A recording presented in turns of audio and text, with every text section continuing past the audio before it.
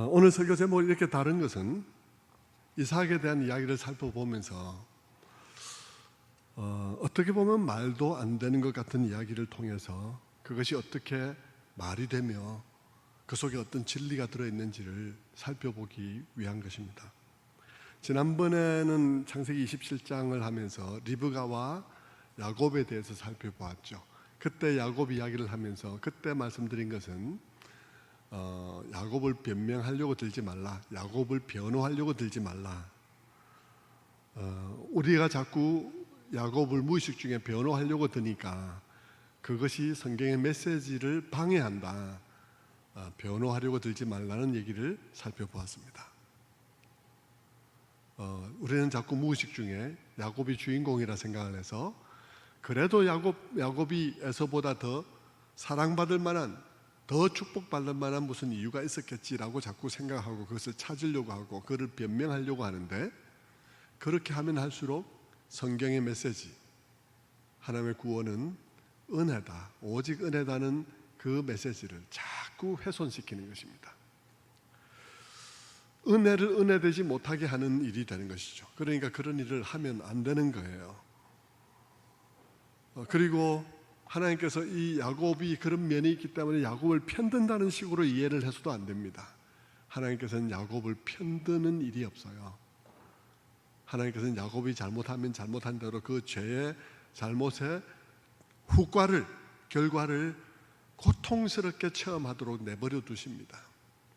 하나님이 하신 것은 그를 선택했고 그를 사랑하신 사랑을 포기하지 않으신 것입니다. 계속해서 사랑하신 거예요.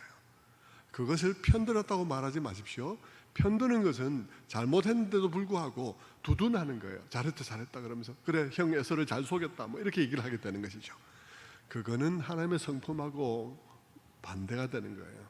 그렇게 만들면 안 된다는 것이죠. 자, 오늘은 어쩌면 그 반대되는 이야기 같은 이야기를 할 거예요. 잘 들으면 반대가 아니에요. 근데 잘못 들으면 반대같이 느껴질 수도 있습니다. 잘 들을 수 있게 되기를 바랍니다. 오늘은 이삭 이야기를 한번 해보려고 하는데요, 여러분들이 잘 알고 있죠. 이삭은 그가 편애하는 에서에게 가문의 축복, 하나님이 약속한 그 약속의 복을 에서에게 계승시키기 위해서, 그게 상속하기 위해서 에서를 가만히 불러가지고 오늘 요리를 해서 오면 한번 먹고 내가 축복할게. 오늘 우리 이 복의 약속을 승계하는 예식을 거행하자. 내가 축복 기도를 하겠다. 이렇게 이제 얘기를 한 것이죠.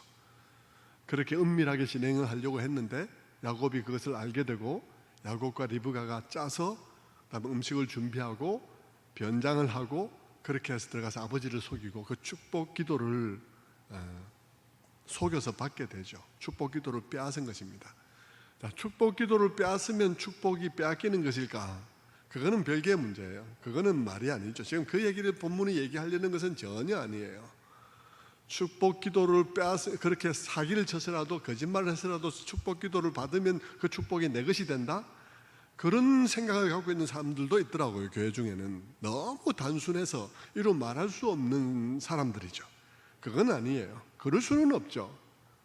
하나님께서 야곱을 축복하는 것은 축복 기도를 빼앗았기 때문에, 축복이 그쪽으로 기도되었기 때문에, 그러니까 그 야곱이 축복을 받는 건 아닙니다. 그럴 수는 없죠. 하나님께서는 그를 택하셨고 그를 복 주시기로 하셨기 때문에 복을 주는 것이죠. 그래서 축복 기도가 빼앗아지는 것은 아닌데 어쨌든 사기를 쳤어요. 그래서 축복 기도를 받은 거예요.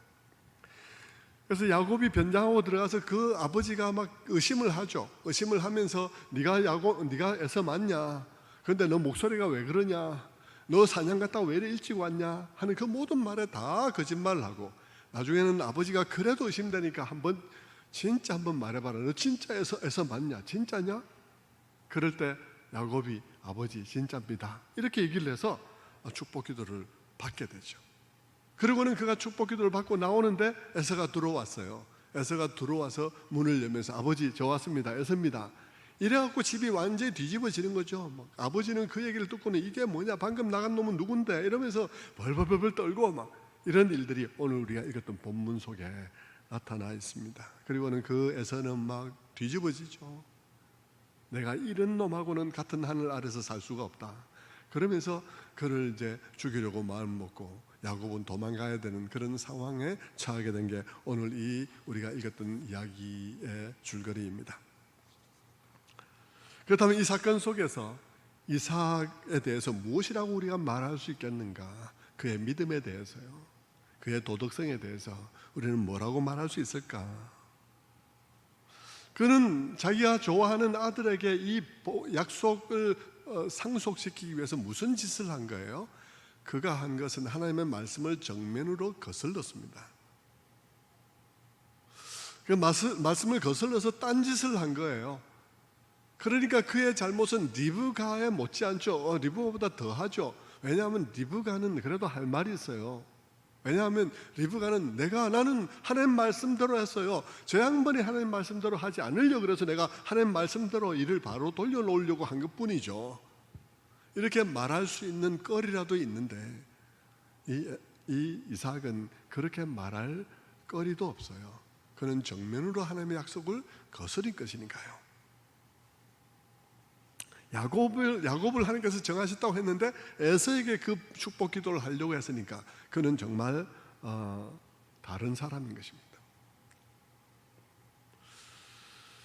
사실 그런 예식이라면 모든 사람이 보는 앞에서 해야 됐어요. 왜냐하면 우리 가문에 하나님께서 우리 가문에게 주신 약속을 네가 승계하는 거다, 너가 이것을 상속받는 거다, 이것은 그 가문의 정체성과 그 가문의 질서에 속한 문제이기 때문에 사실은 모든 사람을 불러서 공식적으로 해야 되는 일이죠. 그럼에도 불구하고 이 이삭은 그 일을 공식적으로 하지 않고 자기 방에서 하려고 했고, 그리고 그것을 에서만 불려서 둘이서만 은밀하고 하려고 했고, 그래서 그것을 부인인 리브가에게조차 얘기를 안 한 거예요. 리브가에게 얘기하면 리브가 방해할 것이 뻔하기 때문에 그렇게 한 것이죠. 결국 그가 그렇게 한 것은 하나님의 뜻이 그러함에도 불구하고 내가 이렇게 저질러 버리겠다 하는 뜻으로 한 것인 것입니다. 그러니까 이 이삭의 행동은 굉장히 문제가 많은 행동인 것입니다. 그런데 우리가 그렇게 생각하고 우리가 성경을 쭉 읽다 보면 신약에 오면 큰 충격에 부닥치게 됩니다. 왜냐하면 신약에도 뭐 이삭에 관한 얘기 많이 나오죠. 뭐 아브라함은 이삭을 낳고 이삭은 야곱을 낳고, 이 족보에도 나오거니와 하나님께서 뭐 아브라함과 이삭과 야곱의 하나님이다 이렇게 말할 때도 나오고, 신약에 이삭의 얘기가 많이 나오지만 어느 한 대목에 딱 가면 여러분이 충격을 받게 되는 것입니다. 그게 뭐냐 그러면 히브리서예요. 히브리서 11장에 이삭이 나오는 거예요. 히브리서 11장이 뭐냐 그러면 거기는 믿음의 영웅들이 나오는 곳이에요. 그래서 그것을 많은 사람들은 그 히브리서 11장을 믿음의 영웅들의 그런 명예의 전당이다라고 말하는 곳이 히브리서 11장이죠. 거기에는 아벨이 나오고요, 거기에는 에녹이 나오고, 거기는 노아가 나오고, 거기는 모세가 나와요, 거기는 기생 라합이 나와요. 그런 기라성 같은 믿음의 사람들이 나오는데 거기에 이삭이 나온단 말입니다. 그것도 믿음의 영웅들과 어깨를 나란히 해서 뭐라고 그러고 히브리서 11장이 말하고 있냐 그러면 히브리서 11장 20절에 이렇게 말을 하고 있는 것입니다. 믿음으로 이삭은 장차 있을 일에 대하여 야곱과 에서에게 축복하였으며, 이렇게 말을 한다고요.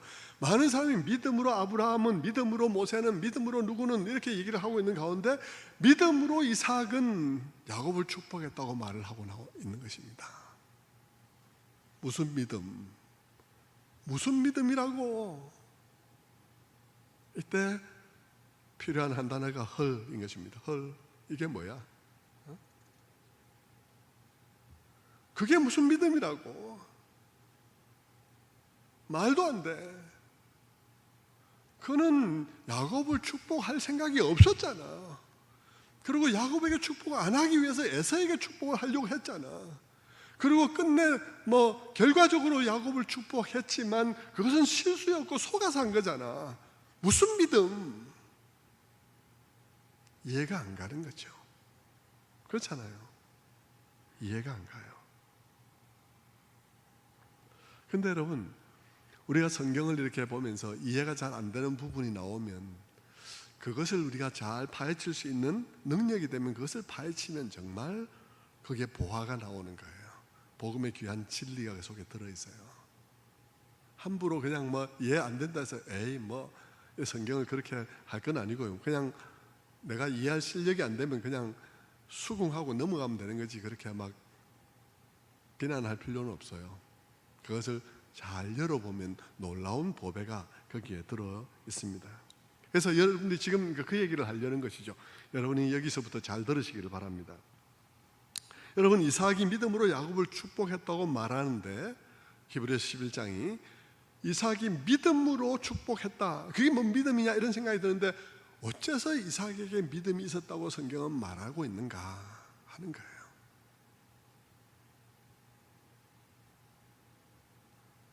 어째서 그가 이 11장에 들어와야 될 만큼 그렇게 믿음이 있는 건가 하는 것이죠. 그것은 이렇습니다. 그가 비록 이 축복을 누구에게 해야 될 것이냐 하는 것에 있어서 그 방향에 있어서는 틀렸지만 그가 분명히 믿고 있는 게 있었다는 것입니다. 그게 뭐냐 그러면 하나님의 복의 약속은 분명히 실현될 것이라는 사실을 믿었다는 것입니다.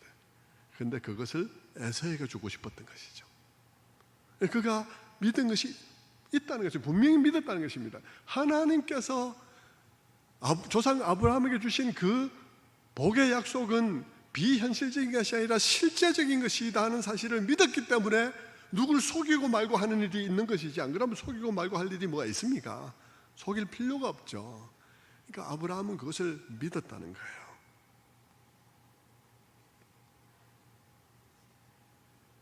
다만 그가 믿었던 그것을, 그 하나님의 말씀을 다른 아들에게 적용하려고 했던 것이죠.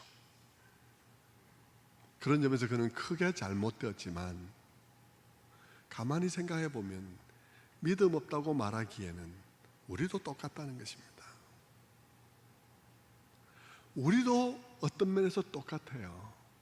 왜냐하면 우리도 하나님을 믿는다고 하면서도 적용은 제멋대로 하고 있거든요. 우리도 하나님을 믿는다고 하면서 적용은 자기가 바라는 자기 마음을 둔 데다 적용을 하는 거죠. 내가 바라는 바가 없고 내가 희망하는 바가 있고 그래가지고 성경 말씀을 읽을 때 내가 하나님을 믿는다고 하면서도 그 말씀을 어떻게 적용하냐 그러면 하나님 말씀하고는 아무 상관없이 내가 좋아하고 내가 원하는 거, 내가 바라는 거, 내가 희망하는 거, 거기다가 말씀을 적용하는 거예요. 그러니까 여러분, 이삭만 그런 게 아니에요. 우리도 그렇다고요. 똑같아요. 그런데 놀라운 것은 그 이삭을 쓰고 계시다는 것입니다. 그 이삭을 쓰고 계시다는 거예요. 저에게 정말 충격적인 것은 바로 그 점이죠. 평상시에도 늘 그 생각을 하고 있는데 이번에는 이 말씀 다시 한번 구체적으로 제 마음속에 많이 새겼습니다. 나오기 전에 많이 새겼어요. 그러면서 하나님 앞에 이 말씀을 준비하면서 그렇습니다 주님, 아멘, 맞습니다, 나도 좀 더 고치겠습니다 결심하는 많은 부분들이 이 속에 들어 있었습니다. 평소에도 생각하지만 이번에 이 본문을 보면서 더욱더 말씀에 깨달아진 그런 마음에 와닿은 깨달음은 하나님이 얼마나 너그러운 분이신가 하는 것입니다. 그러면서도 너그러우신 분이면서도 하나님도 어쩔 수 없이 그럴 수밖에 없음을 이해하게 되었습니다. 왜냐하면 누구 하나도 완벽하게 되기를 기다리면 하나님도 하나님이라도 아무도 쓸 수가 없는 거예요. 하나님조차도 누구 한 사람 완벽하게 되기를 기다리지 않으셨다는 것입니다. 부족한 대로 무대에 올려서 쓰셨다는 거예요.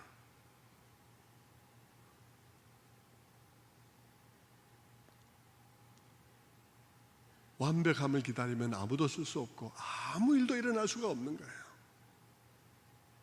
하나님은 그대로 쓰실 수밖에 없었고 책임을 하나님이 지시는 거예요. 하나님의 지혜와 능력으로 그 이 모든 일의 결과를 하나님께서 책임지시는 거예요. 그분이 이루어 가시는 거예요. 그 가운데 쓰시는 사람은 누구든 다 불완전하고 말씀을 믿는다고 하면서 적용은 제멋대로 하고 이런 유해 종류의 사람들이더라는 것입니다.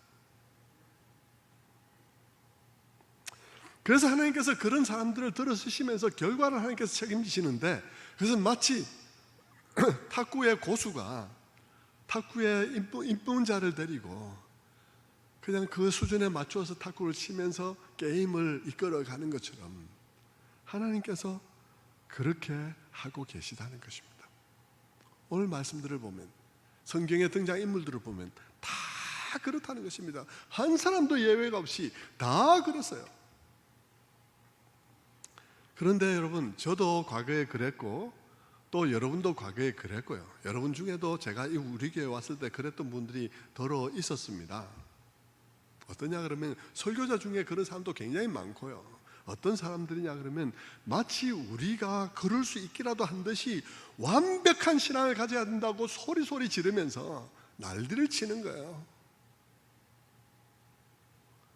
그런데 여러분, 그 설교자나 그 권사나 그 집사나 그 난리를 피면서 저딴 신앙이 다 있어 그래서 난리를 치고 막 하는 사람들은 한 번도 자기가 하나님 앞에서 단 한순간도 완벽한 적이 없었다는 사실을 잊어버린 것입니다. 단 한 번도 완벽하기는커녕 너무나 형편없었다는 사실을, 그 자기가 얼마나 형편이 없었다는 것인지를 잊어버린 거죠. 그러면서 막 그 설교자, 그 권사, 그 장로, 그 집사, 그 안수 집사들이 다 저딴 것들이 다 있냐 그러면서 막 흥분하고 막 그러는 거예요.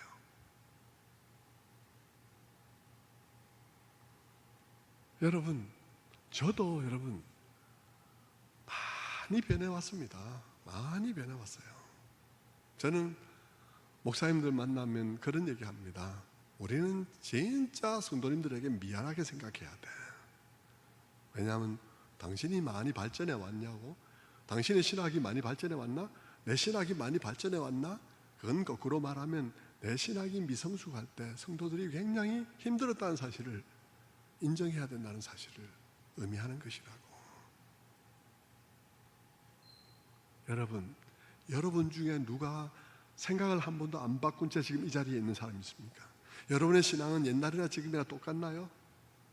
똑같은 사람이 더 문제가 있죠. 우리의 신앙은 많이 변해서 이 자리에 와 있습니다. 많이 변해오는 동안 다른 사람들이 어떻게 했겠습니까? 우리가 다?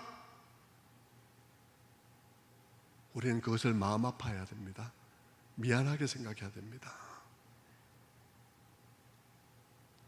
그저 우리가 뭐나 되는 듯이, 우리가 하나님 앞에 그럴 수 있기라도 한 듯이 완벽한 신앙에 대해서 외치고 이렇게 할 때 조심해야 되는 것입니다.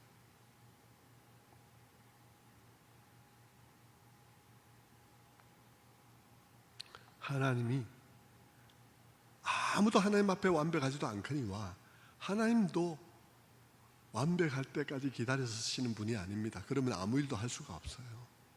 그냥 완벽하지 못한 우리들을 들어서, 완벽하지 못한 그들을 들어서 쓰시면서 자기가 책임지는 거예요.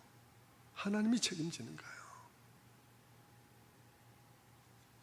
성경을 가만히 보니까요, 하나님은 아브라함도 부족한데 부족한 그대로 그때 그 당시에 무대에 들어 올려서 썼더라고요. 그리고 이삭도 그렇습니다. 오늘 본문에 이삭이 하나님의 말씀을 자기 마음대로 적용하는데도 불구하고 무대에 들어 올려서 쓰시고 계십니다. 저는 이 본문을 묵상하면서 그 점이 저에게 굉장히 깊이 와서 닿았습니다. 정말 새롭게 닿았죠. 아니, 그 말씀 적용도 아무 때나 하는 작은 아들에게 적용해야 하는데 큰 아들에게 억지로 가서 적용하려는 이런 사람을 무대에 올리다니 도대체 어떻게 하시려고? 그런데 하나님이 책임진다는 것입니다. 하나님이 책임지고 하고 계세요. 왜 그러셨을까? 그럴 수밖에 없는 거예요. 완벽한 인간을 기다릴 수가 없는 거예요. 완벽한 인간의 출현을 기다릴 수가 없어요.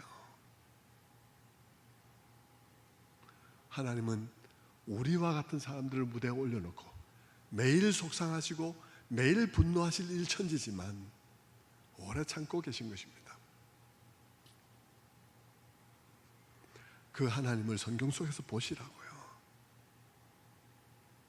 사실 여러분, 아까도 말씀드린 것처럼 이삭을 비난하기에는 우리도 너무 이삭하고 똑같아요. 우리도 이삭처럼 하나님을 믿는다고 하면서도 똑같이 많은 문제를 가지고 있죠. 여러분은 이삭을 묵상할 때 여러분이 이삭보다 믿음이 좋다고 생각했습니까? 여러분, 우리는 이삭과 같은 사람들이고요, 사실은 이삭보다 못한 사람들이에요. 이삭보다 믿음이 못해요. 저는 그 얘기를 지금 드릴 거예요. 어떤 점에서 이삭하고 거의 같고요, 많은 점에서 이삭보다 훨씬 못해요. 어떤 점이 비슷할까요? 아까 말씀드린 것처럼 하나님을 믿는다고 하면서도 정작 적용은 제 멋대로 하는 점에 있어서 우리는 이삭하고 너무 비슷해요. 여러분은 말씀 적용을 제대로 하고 있다고 생각하십니까? 여러분 중에 혹시 그렇게 생각한 사람 있겠죠? 이 시간 있기 전까지는 나는 말씀을 적용을 반듯하게 바로 하리라고 생각하고 믿어 의심치 않는 사람들이 혹 있겠죠? 그러나 여러분, 우리가 하나님의 말씀을 반듯하게 제대로 적용하고 있을까요? 아닐 거라고 생각해요. 우리는 많은 문제 있는 적용을 하고 있으리라 생각합니다. 그런데도 하나님께서 우리를 믿는 자라고 취급해주고 있다는 점이 놀라운 것이죠. 이삭에게 그렇게 했던 것처럼 말입니다. 하나님께서 우리를 믿는 자로 취급하고 있다는 사실이 놀라운 거예요. 사실 여러분, 우리는 믿는다고 하면서도 우리의 믿음의 방향이 틀린 적이 한두 번입니까? 믿음의 방향이 우리 틀린 적 한두 번입니까? 우리는 믿음의 방향이 틀렸는데도 불구하고 막 고집하면서 살아가다가 아이고 아니네 하고 바꿨다가 또 고집하다가 아이고 아니네 하고 바꿔가지고 여기 온 거잖아요, 지금요. 우리는 이삭하고 굉장히 비슷해요. 그런데 하나님께서 그를 그런 대로 무대에 올려서 쓰신 거예요. 불완전한 대로 말입니다. 적용 제멋대로 하고 있는데, 그게 너무 여러분 가슴에 감격적이지 않습니까? 예? 무대에 올려서 쓰고 있는 그 이삭이 적용을 마음대로 하고 있는데 그걸 쓰고 있다는 게, 그게 지금 나를 쓰고 있는 이유 아니겠습니까? 저는 그게 너무 마음에 감격적이었어요.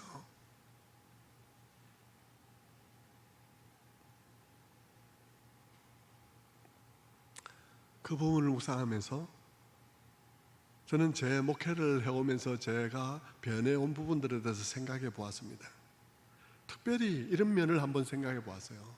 제가 선교사들하고 관계를 맺을 때에 저는 목회를 하면서 참 마음의 각오를 단단히 마음 먹고 정말 그렇게 우리 아버님이 잘 사는 모습 한 번도 본 적이 없는 가운데서 저는 그래도 목회하리라 마음 먹고 왔거든요. 그래서 정말 마음 먹고 이렇게 왔기 때문에 제가 남에게도 그렇게 요구하는 면이 있었습니다. 그래서 선교사들하고 관계를 맺을 때도 선교사들은 정말 감독자가 없는 곳에 있잖아요. 그래서 선교사야말로 정말로 신실해야 된다고 생각하고 신실하고 신실한 선교사를 찾으려고 많이 노력을 했습니다. 그런 분하고 관계를 맺기 위해서 노력하고 그런 분을 이렇게 발굴하기 위해서 노력하고 그랬죠. 여러분, 오해 말기 바랍니다. 모든 선교사들이 다 어떻다는 것이 아니라 다 훌륭한 분들이 계신데, 그러나 그들의 환경이 그들로 하여금 굉장히 풀어지기 쉬운 환경이 있기 때문에 정말 마음 굳게 먹고 선교를 신실하게 하는 그런 분들과 우리 교회가 또 제 자신이 연결되기를 굉장히 사모하고 늘 그렇게 찾고 그렇게 했죠. 그런데 어느 순간 제가 그 고집을 내려놓게 되었습니다. 이제는 아무것도 안 본다는 말은 아니에요. 여전히 보죠. 살피죠. 그러나 제가 고집을 내려놓았단 말은 그것이 그래야만 한다는 집착을 부리지 않기로 했다는 것입니다. 거기에 집착하지 않기로 했다 하는 것입니다. 때로는 어떤 내가 생각하는 기준에 못 미치고, 때로는 부족한 점이 보인다 할지라도 신뢰하고 가려고 마음을 고쳐 먹었다는 것입니다. 물론 그렇지 않은 분 만나면 너무 반갑죠. 너무 반갑고 감사하죠. 우리의 마음속에 그런 의식이 없다는 것이 아니라 내가 너무 거기에 집착하는 일을, 이게 신앙적으로 문제가 있다고 내가 인정하게 되었다는 것입니다. 제가 왜 이 말을 하냐 그러면, 제게만 관련이 있으면 제가 이야기를 안 했을 거예요. 여러분에게도 관련이 있기 때문입니다. 여러분도 그런 이야기를 들으면 실망하지 말라는 것입니다. 어떤 선교사의 얘기, 어떤 목사님의 얘기, 어떤 교회의 얘기를 들으면서 저는 여러분들이 실망하지 않았으면 좋겠어요. 저는 여러분에게 하나님보다 더 실망하지 말라고, 하나님보다 더 실망하지 말라고 얘기하고 싶어요. 내 실망이 하나님보다 더 실망하는 그런 짓 하지 말라고. 그게 실망스럽지 않다는 것이 아니고, 그게 내게 아프지 않다는 것이 아니라, 하나님이 그 상황을 알고 계시고, 그 상황을 이끌어 가시고, 그들을 들어 사용하시고 할 때에 내가 너무 하나님보다 더 지나치게 냉소적이고 그런 비난을 퍼붓고 그렇게 하지 말라는 것입니다. 사실 사람들 중에는 굉장히 냉소적이고 회의적인 사람들이 있습니다. 그리고 늘 잘못된 목회자에 대한 얘기들만 수집해서 다니는, 머릿속에 그것이 꽉 차 있는 사람들이 있어요. 막 그러지 않으려 해도 막 들려오는 너무 그런 소식이 많은 이 시대에도 너무 문제가 있지만, 그러나 왠지 그런 이야기만 내 속에 자꾸 쌓이는 거죠. 여러분, 오늘날 그런 소식이 너무 많은 시대 속에서 그런 소리 자꾸 들으니까 내 마음이 영향을 받는 것은 어쩔 수 없다 하더라도, 그럴 때 여러분 자신에게 물어보십시오. 여러분이 이 하나님을 알고 계신가? 이 하나님의 마음을 품고 있는가? 하나님께서 어떤 마음으로 모든 사람들을 대해 오셨는지 그 마음을 내 마음에 조금이라도 품고 있는가 하는 것입니다. 하나님께서 아브라함을 찾아오셔서 아브라함을 우리의 믿음의 조상이라는 자리에 올리셔서 그렇게 그를 무대에 올리셔서 사용하실 때 아브라함은 어떤 상태에 있었는가? 하나님께서 이삭을 들어 올려서 그 시대의 무대에 올려서 쓰실 때 이삭은 어떤 상태였는가? 이삭은 하나님의 말씀을 알면서 적용하기를 제멋대로 적용하는 상태에 있었다는 사실이죠.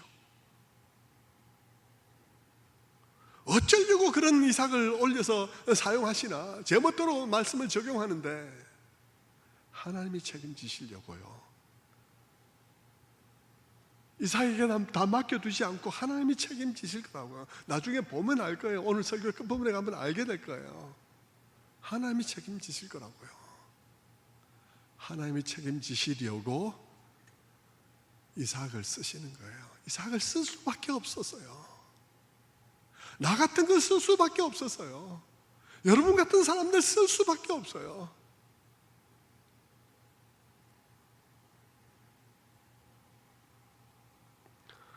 여러분은 그 하나님에 대해서 이해를 가지고 있나 하는 것입니다.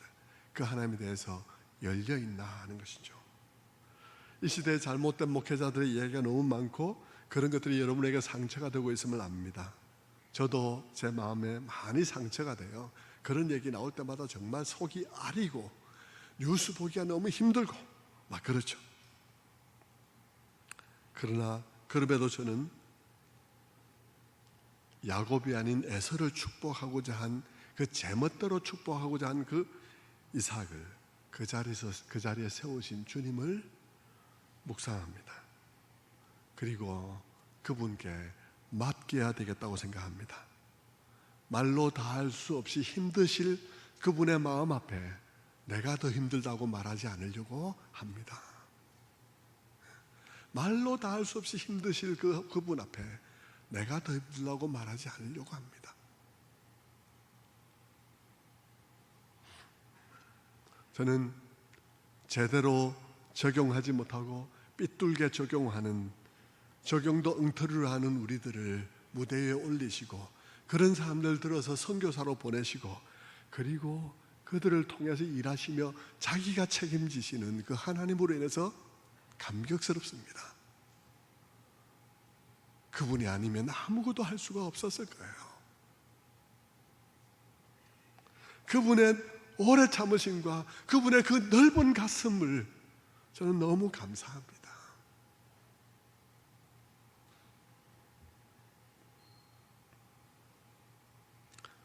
그렇다고 해서 오해를 하지 마십시오.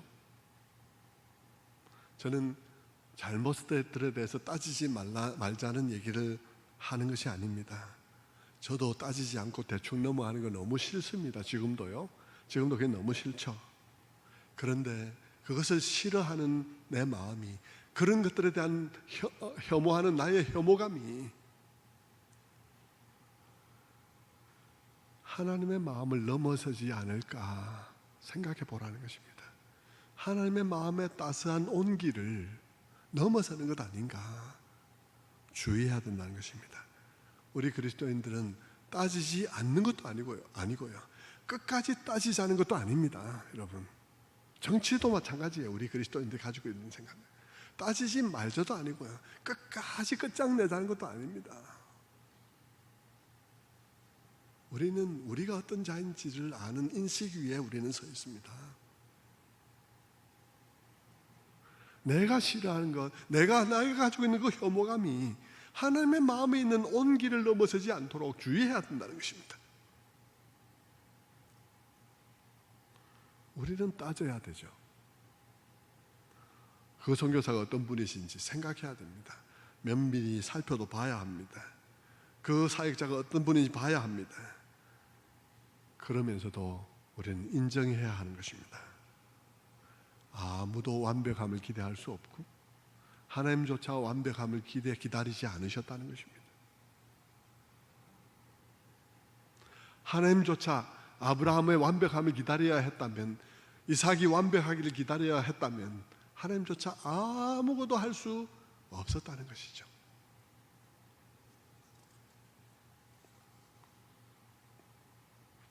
그래서 저는 우리와 이삭은 매우 유사한 점이 있다는 점에 대해서 말씀을 드렸습니다. 이제는 우리는 이삭보다 훨씬 못하다는 점에 대해서 말씀을 드릴 거예요. 여러분들이 이삭의 이야기를 읽으며 이삭에 대해서 약간 냉소적으로 보면서 뭐 이런 사람들이 믿음의 조상이야 이렇게 말할지도 모릅니다. 말했을지도 모르죠.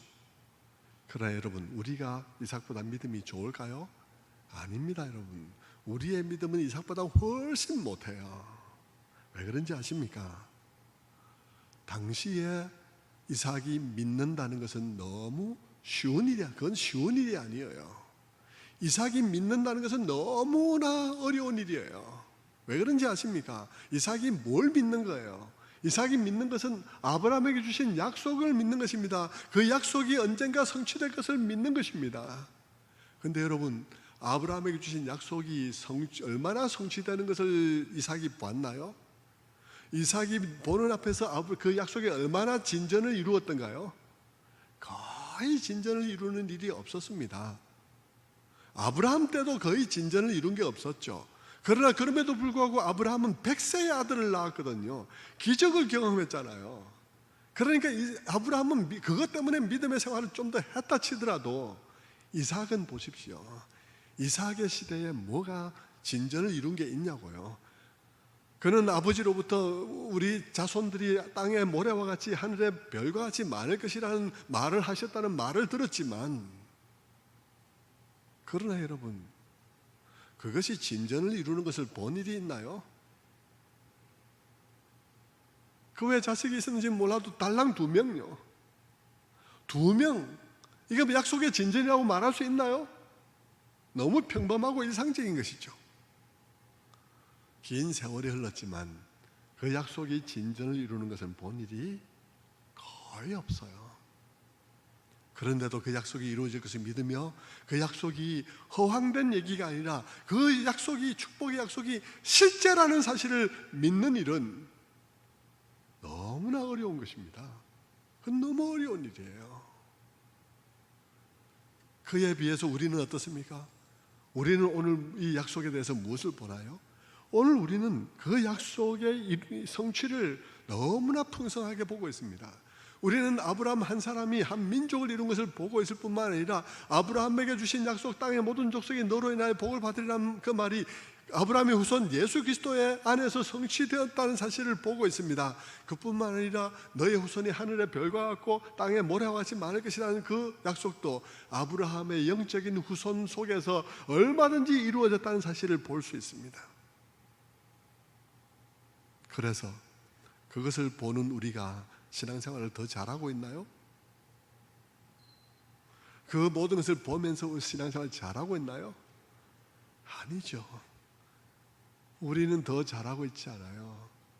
우리가 자식에게 하나님의 복을 받게 하기 위해서 정말 이삭처럼 그렇게 일을 꾸미고 난리를 핀 일이 있나요? 자식에 대해서 교회 나가면 나가고 말면 말고 그렇게 하지 않았나요? 물론 그럴 수밖에 없어서 하다 안 돼서 그런 점도 있긴 하지만 여러분이 자식에 대해서 얼만큼 이삭처럼 그렇게 복받게 하기 위해서 그렇게 한 적이 있나요? 여러분, 이 많은 증거들을 보고 이 많은 성취들을 보면서도 우리는 믿음이 그것밖에 안 되는 거죠. 그러니까 우리의 믿음은 이삭보다 나은 믿음이 아닙니다. 이삭을 우습게 보지 마십시오. 그리고 뿐만 아니라 신앙생활하는 여건도 이삭하고 비해서 너무 차이가 나요. 우리는 너무 좋은 여건 속에서 믿음 생활 이것밖에 못하고 있는 거예요. 여러분, 이삭에 비해서 우리가 신앙생활하는 우리 신앙생활의 여건은 어떻게 다를까요? 우리 주변을 돌아보십시오. 우리 주변을 돌아보면요, 우리 주변에 아브라함의 영적 후손들이 너무나 많아서요, 가는 곳곳마다 기독교인들을 부딪히고 우리는 그들과 만나서 우리의 간정을 나누고 그리고 그들로부터 유언무언의 그런 지지와 격려들을 많이 받고 있습니다.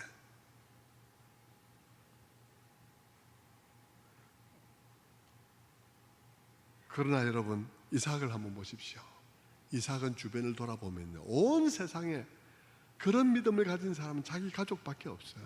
주변을 돌아보면서 야, 내가 지금 바로 믿고 있나? 우리가 이렇게 이것을 믿어도 되는 거야? 라고 물어볼 때 아무 데도 없어요. 아무도 그들의 믿음을 지지해 줄 사람이 아무도 없어요. 그런데도 그 믿음을 유지하는 일이 쉽겠습니까? 너무나 어렵죠. 그런데도 이삭이 믿고 있었다니까요. 그러니까 이삭의 믿음이 대단하죠. 사실은 대단한 거예요. 우리가 오늘날 수많은 그 성취를 보면서 또 예수 그리스도 안에서 이루어진 그 성취를 보면서 또 그 아브라함의 영적 후손들이 이렇게 많아진 것을 보면서 뿐만 아니라 유튜브로 온갖 그 영상들을 보면서 기독교 신앙의 잘못된 신앙이 무엇인지를 또 보면서 그러면서도 헛짓을 하는 우리들하고는 다르단 말입니다. 우리는 그렇게 하면서도 헛짓을 하고 있잖아요.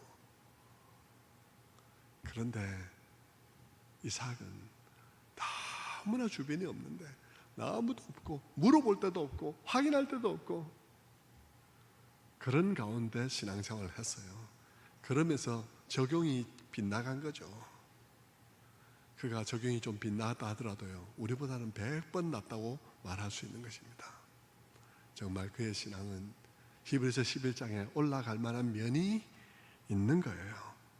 그가 잘 믿어서 구원받았다는 말 아닙니다.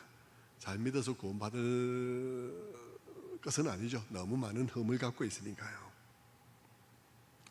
우리는 잘 믿고 그는 잘못 믿은 것이라고 생각하지 마시라는 말입니다. 그런 게 아니라는 것이죠. 히브리서 11장이 잘못된 게 아니라는 말씀을 제가 말씀을 드리고 있는 것입니다. 자, 그것만이 아니라 이 이삭은 그가 잘못했다는 사실이 딱 드러났을 때, 그가 잘못한 것이 딱 들켰을 때 그는 마음을 완전히 바꿔먹습니다. 그런 점에 있어서 그는 대단히 신앙이 있는 사람이었어요. 그의 이 돌아섬 속에는 신앙이 뒷받침되고 있습니다. 여러분은 여러분이 잘못된 일들 속에서 여러분이 돌아섭니까? 그렇게? 완전히 돌아서는 그런 믿음이 있습니까? 이삭은 완전히 이 부분을 돌아섰습니다.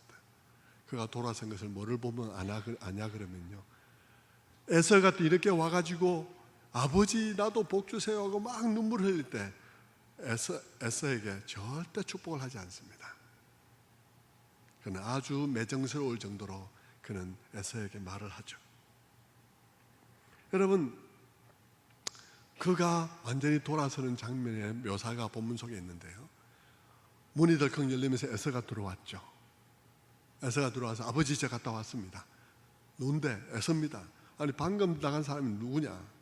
뭐 이렇게 되었을 때 그 이삭은 심하게 떨었더라 라고 본문은 기록하고 있습니다. 심하게 떨었더라. 자기가 속은 것을 알았을 때 심하게 떨었습니다. 왜 떨었을까요? 왜 떨었을까요? 많은 사람들은 너무 화나고 이렇게 깜쪽같이 속았다는 것, 자식이 나를 이렇게 깜쪽같이 속일 수 있나 해서 너무 충격받고 분노해서 떨었다라고 생각을 합니다. 그러나 여러분, 만약 그런 것이라면 오늘 이 본문의 후반부에는 이삭이 폭발하는 장면이 나와야 합니다. 이삭이 폭발하죠. 막 에서가 막 날개를 피면서 아버지 이게 뭡니까? 저 친구하고 나는 같은 하늘 아래서 살 수가 없어요 하면서, 내가 이번이 이것이 한두 번이 아닙니다 그러면서 눈물을 흘리면서 통곡하고, 아버지 나에게 줄 복은 남아있지 않습니까? 하고 눈물을 흘리면 이 이삭이 화가 나서 그렇게 벌벌 떨었다면 어떻게 행동했을까요? 화를 벌컥 더 내면서, 자기가 사랑하는 아들이 그렇게 눈물을 흘리면서 통곡을 하니까 화를 더 벌컥 내면서 뭐라 했겠습니까? 야 이놈들아 봐라, 제가 울잖아. 제가 울잖아. 무슨 짓을 한 거야? 그러면서 역성을 들었을 것입니다. 그런데 이 이삭은 한 번도 그런 말 하지 않고 뭐라고 말하냐 그러면 33절에 이렇게 말합니다. 이게 자막을 보십시오. 33절에 내가 그를 위하여 축복하였은즉 그가 반드시 복을 받을 것이다. 내가 야곱을 위해서 축복했으니까 야곱이 복을 받을 것이다 라고 매정하게 말을 해요. 그리고 37절에 또 말합니다. 37절에 내가 그를 너의 주로 세우고 그의 모든 형제를 내가 그에게 종으로 주었으며 곡식과 포도주를 그에게 주었으니 내 아들아 내가 네게 무엇을 할 수 있으랴? 아무것도 내게 해줄 것이 없다 라고 말을 하는 거예요. 너무 매정하지 않나요? 이것은 그가 부들부들 떤 것이 무엇을 의미하는지를 우리에게 시사해 주고 있습니다. 그는 속은 게 불에서 부들부들 떤 것이 아니라 충격을 받은 거예요. 왜요? 그는 짐짓 하나님의 뜻을 알면서도 불구하고, 하나님의 뜻에도 불구하고 에서를 축복하고 싶었어요. 그래서 그가 부인에게도 말하지 않고 비밀리에 이렇게 둘이서만 속닥하게 그렇게 하려고 했던 것은 하나님 몰래, 또 리브가도 몰래, 야곱도 몰래 저질러 버리려고 한 것이거든요. 그래서 이 에서를 불러가지고 너가 사냥감 해서 요리를 가져오면 내가 먹고 축복하자. 오늘 우리끼리 이 예식을 하자. 이 식을 하자. 기념식을 하자. 그렇게 해서 정말 아들이 들어와서 먹을 것 먹고 정말 에서에게 축복을 했어요. 마음껏 축복을 딱 했는데 끝나고 나서 보니까 야곱이야 이게. 에서가 아니라 끝났는데 보니까 야곱이에요. 그때 그의 마음속에 문이 열리면서 아버지 이제 에서입니다 하고 들어오는데 마음이 완전 무너지는 거예요. 충격을 받은 거예요. 천둥이 치는 거예요. 왜요? 내가 그렇게 하나님의 뜻을 무시하고 비밀리에 내가 저질러 버리려고 했는데, 그래서 축복을 했는데 그가 에서가 아니라 야곱이라니. 하나님이 주권적이시구나. 하나님이 주권적인 역사가 내 삶 속에 있구나. 그분의 주권적인 역사가 내 삶 속에 있었고 그분의 주권이 나를 이기셨구나. 깨닫게 된 것이죠.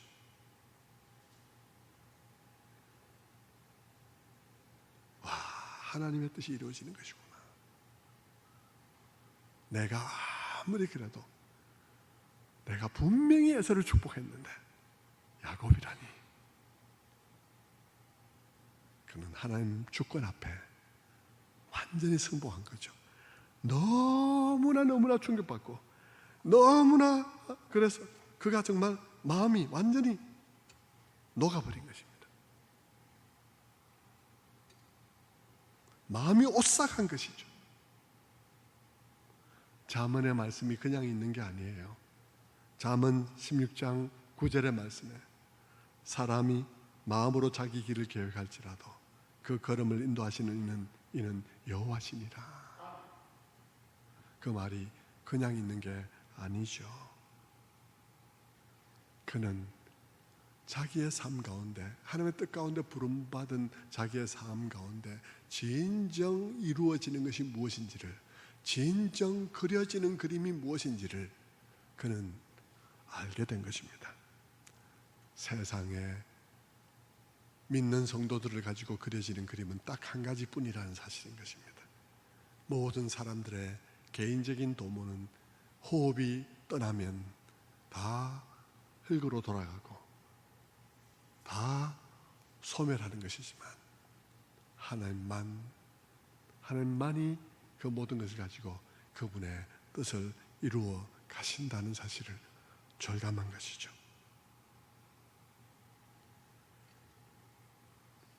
성도 여러분, 말씀을 맺겠습니다. 오늘 이 창세기 27장의 말씀을 가지고 우리는 하나님에 대해서 배우면서 우리 자신들을 돌아봐야 했습니다. 여러분, 하나님을 아셨나요? 설교 전반부에서 하나님에 대해서 무엇을 아셨나요? 하나님은 우리의 부족함을 그대로 무대에 올리셔서 사용하시고 책임을 지시는 분이십니다. 결과를 그분이 만들어내시는 거예요. 그 결과는 우리의 연약함에 달려있지 않아요. 우리의 모든 실수와 실패에 달려있지 않아요. 하나님은 우리를 부족한 대로 쓰실 수밖에 없어요. 그래서 우리를 아브라함을, 이삭을, 야곱을, 모세를, 또 다윗을, 그리고 우리를 각각 그 시대의 무대 위에 부족한 대로 올려놓으시고 자신이 책임지시는 하나님이십니다.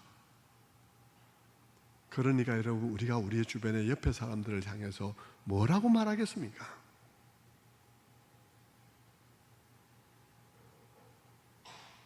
그리고 그 하나님은 주권적이신 하나님이셔요.